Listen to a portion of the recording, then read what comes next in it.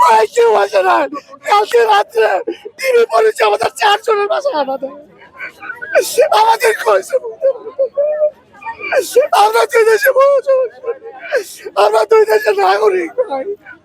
ভাই রাত্রে কেন টিভি যাবে? রাত 4টা বাজে বাসায় টিভি যায়, 2টা বাজে টিভি যায়। আমরা কি দেশের নাগরিক না? আমাদের কি বউ বাচ্চা নাই?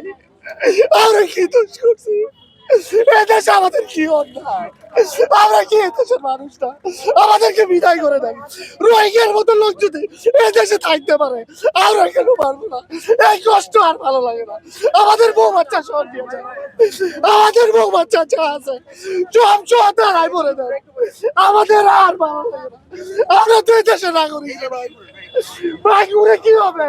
আপনারা কি করতে পারবেন ভাই? উপদেষ্টার কোন হবে ভাই?